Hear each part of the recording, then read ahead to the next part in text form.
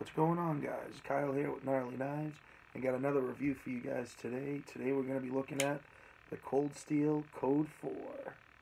So this knife here I actually got a little over a year ago, and as you probably tell by the title of the video, it's been a little bit of a complicated past with this knife with me.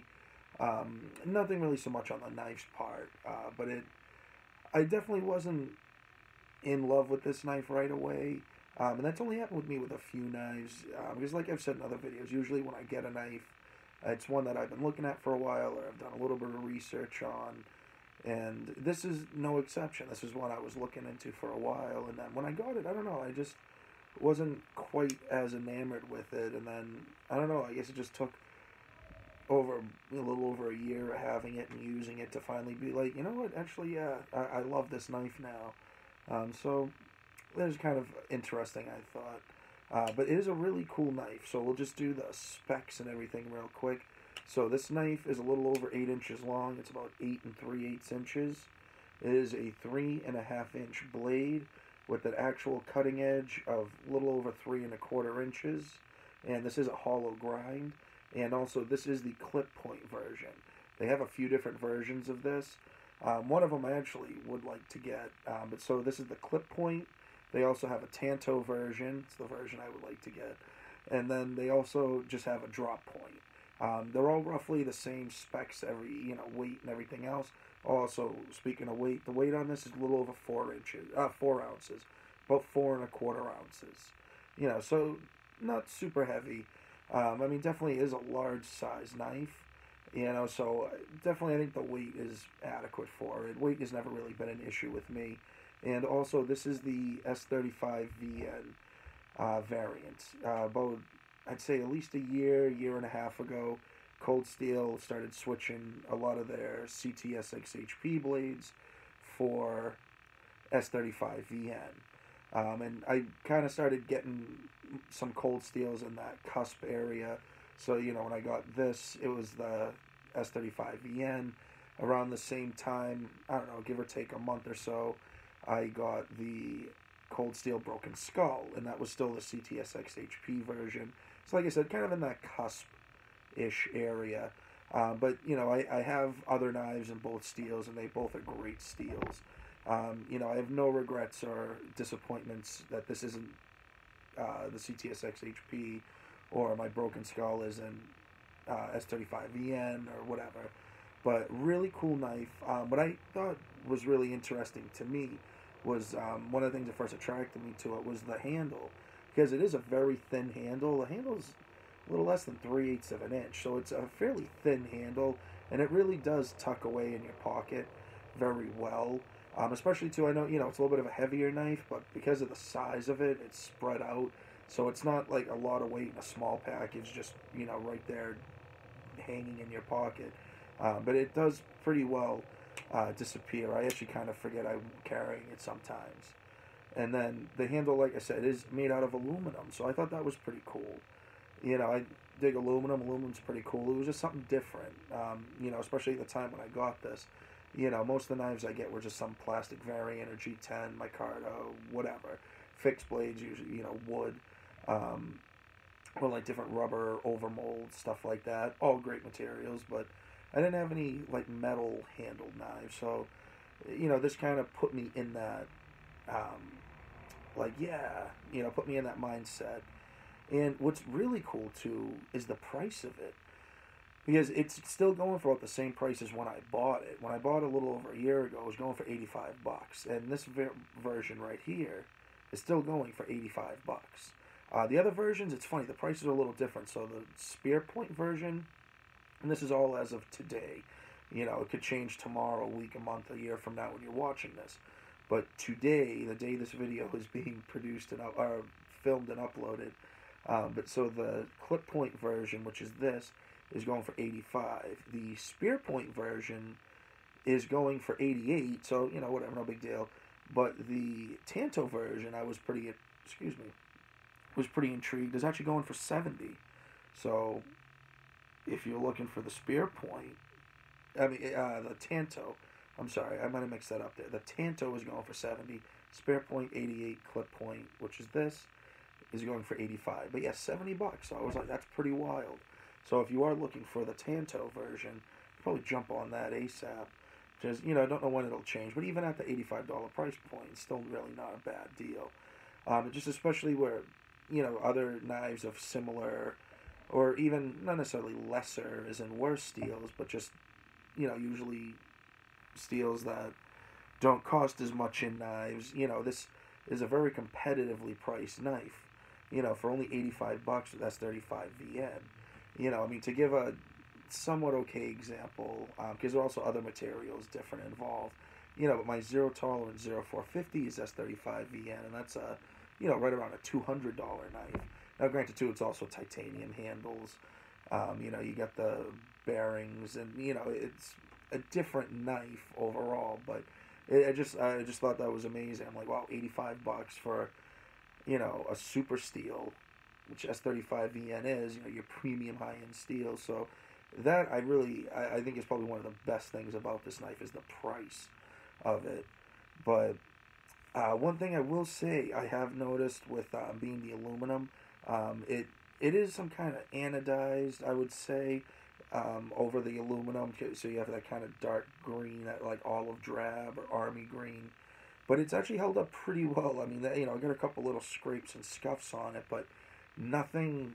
It's not really wearing off or anything like that, which I think is pretty cool. Especially, for the last month or so I worked at my previous job. This was my main knife that I was using there when I was doing the property maintenance, and I think it was using it there is what really started me looking at it again. Like, hey, that's actually a pretty cool knife. I mean, some of the stuff I've done with it was even stuff, more than I would have probably done with my Benchmade Freak, which is my work knife I used before this. I retired it for a bit, but then starting my job again now, I just love the Freak, so I just went right back to the Benchmade Freak. But this here, though, it is a tough knife, but it is very slick. That is something I noticed too. It is very smooth handles, and I've used it with my hands wet and everything, or, sweating, stuff like that, or, under sinks, cutting, a hose or something.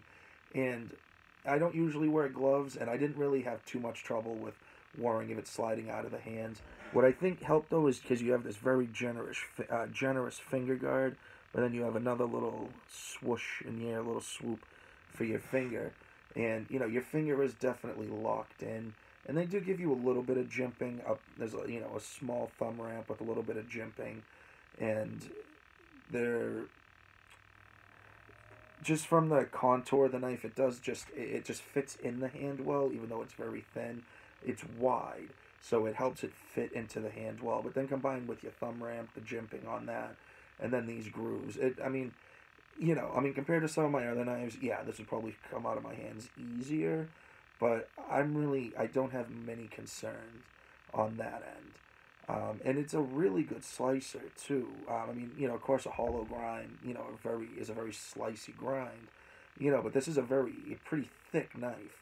It's definitely a little over 1/8 of an inch thick. And, behind the edge when I first got it, it was definitely fairly thick. I mean, it's still, for a knife of, this stock size, like the stock thickness, and everything. It cut all right. I put my own edge on it, and it was definitely better. But it slices very well, and then it pierces really good. I mean, especially, with the clip, it has that swedge, so for piercing any type of material. I mean, like I said, I've cut carpet with this. It pierced through the carpet, so I can cut it really well. Rubber, plastic tubing, pipes, hosing. I mean, it just would go right through, especially, the tip on it. A lot of times with knives, I'll try to thin the tips out a little bit. I didn't with this. I'm glad I didn't. Not that, I don't know. I never had any problems with it, but if it was a little thinner, or if I had thinned it out more, maybe might have had some issue. But I've never had issues with the tip, snapping or anything like that. Or even, just, I don't know. I kind of just call it the tippity tip. But where, the whole tip is like this area here, but just that point. The point on the tip, if you will. I've had on some knives, depending on what I'm doing, I'll have them kind of snap off, but haven't had the issue with this. So something very happy with that. And I love this blade shape. You know, it's just a very, to me, I just think it's sexy. It's just a very sexy blade shape.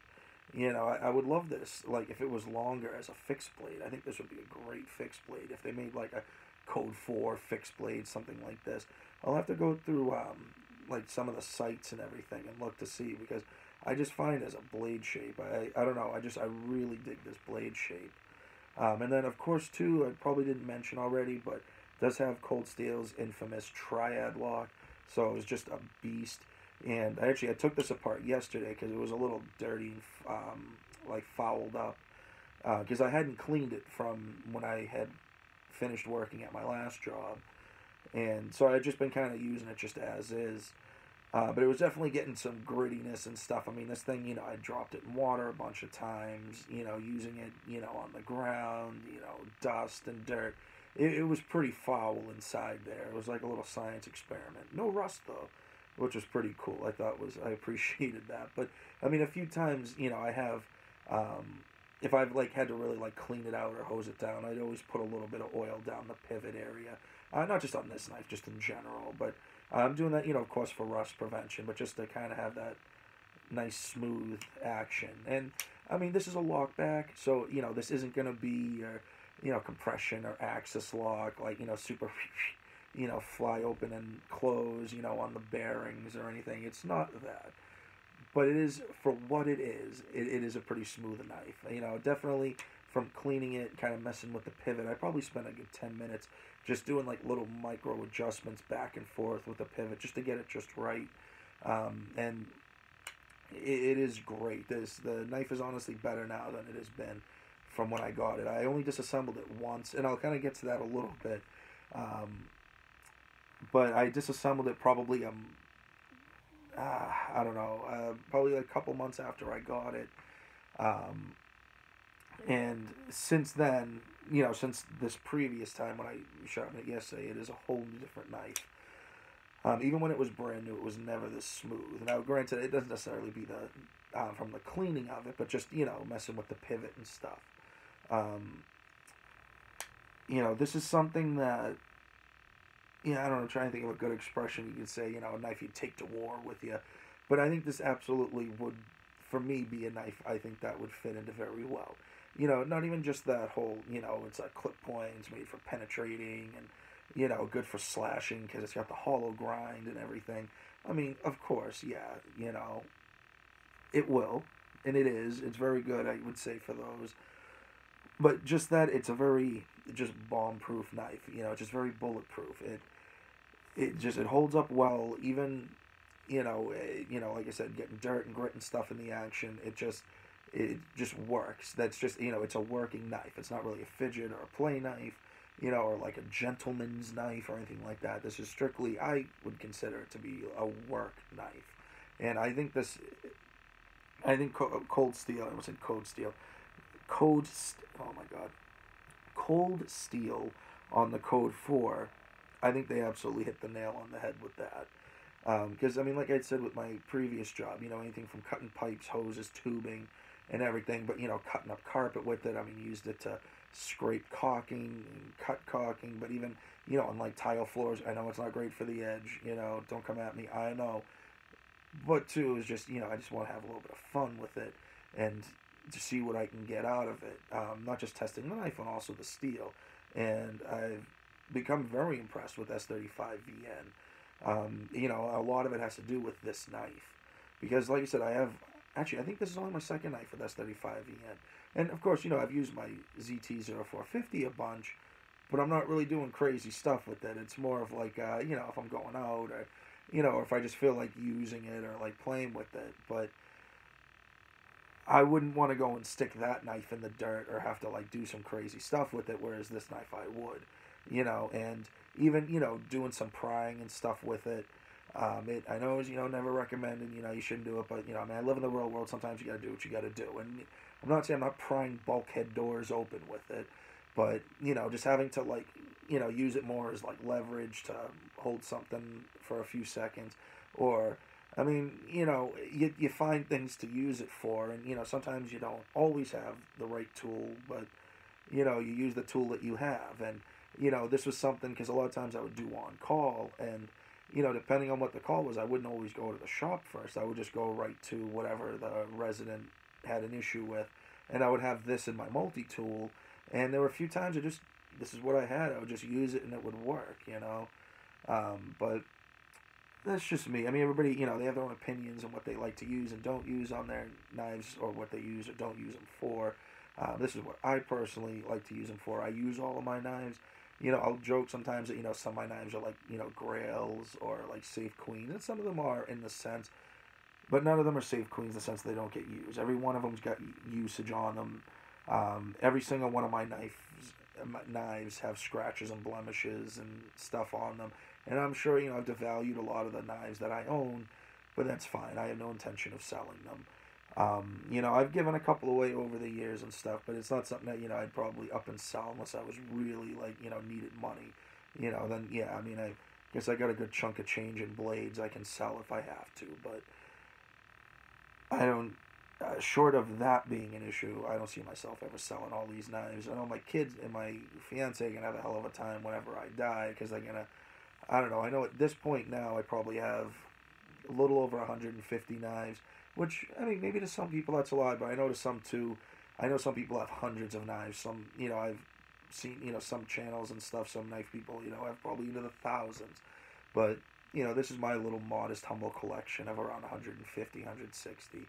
And, many, many more years from now, I hope I'm living, I can see many more hundreds of, or several hundred more knives, hopefully, in the future of my collection. But that's enough about that there.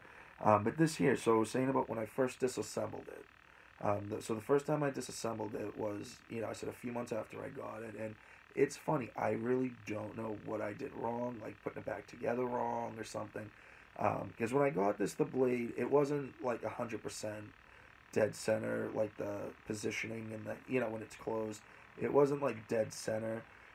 It was just kind of, say a pubic hair off center. But after I reassembled it, the knife just, it wasn't rubbing the side, but it was just boom right up against it. I was like, oh man, and I don't know what I'd done. I'd taken, probably by now, I'd probably taken, I don't know, probably close to 100 pocket knives, apart, put them back together. And I've never really had, I mean, when I first started doing it, a couple times it would just be like, oh, I forget a spacer, or, wasn't paying attention. But, very diligent, I even try to put things back in the same position when I put them in, so I'll even, like the washers, for example, I'll set them down on the side that isn't against the blade, so I know when I pick up the washer, the side that's facing up is what's going against the blade. And I'll even position them on, my table where I'm taking them apart. So, this is the left side, this is the right side. And maybe you don't need to be that meticulous with it. For me, that's part of the fun with it, but it's been a pretty good method for me. But anyway, I don't know what happened. Didn't work with this. And really don't know what happened. And then, I was just kind of like, screw it, whatever.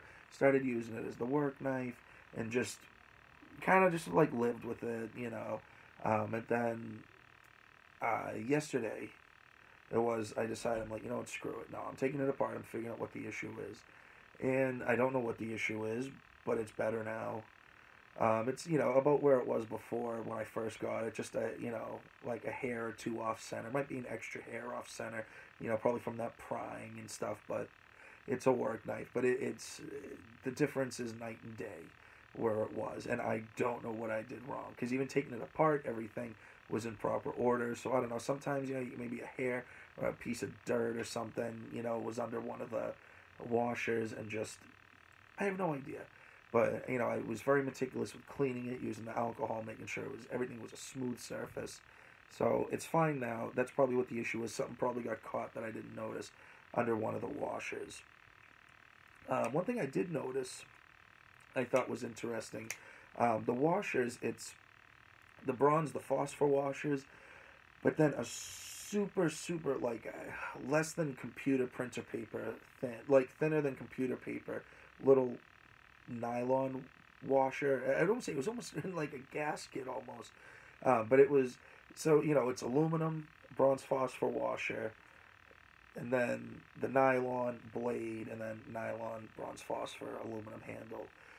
Which, I don't know. I've seen that on a couple other knives. Not sure what difference it makes or why they do that, but whatever. Um, it it's fine. I don't think it affects the knife at all. But it was just something, just I would say just be careful. Make sure you don't lose them, because I feel like if you lose one of the little nylon washer paper thin things, it might throw you a little off center there. Might mess with the action a bit. I really don't know. I am curious. I might the next time if I have time just for like kicks, I might take it apart and just leave those out and just use the copper washers, because I'm talking like they're almost transparent how thin those little nylon washers are. They're like almost transparent. They're that thin. I'm curious if it would improve or I don't know unimprove the action, or if it would throw the centerness any off one way or the other, more or less than it is now. Who knows? We'll see. If I do, though, I will definitely mention it. But this is a really cool knife. I've really fallen in love with it. I really think that it's something that you guys would probably enjoy if it is something you are considering watching, especially for that price. Like I said, being that $8,500 range, or like the $85 to $90 range, or even $70 if you're looking for that Tanto. But I think it's something that's worth looking into if you're just looking for a tough beater knife, but something that will have a good steel. That it's stainless, it has good edge retention, and it's tough. I know that's something some people aren't as nuts with, like S30VN or S30V, and then they came out with the S35VN, and it's supposed to be a little bit tougher. I have on a few occasions noticed chipping on S30V. With this, I've definitely dinged this edge up more than a few times, and I have never noticed any chipping. I've definitely gotten rolls from it, but I don't know if that's just with the makeup of it, or if they maybe treat them a little bit differently when they're made at Crucible.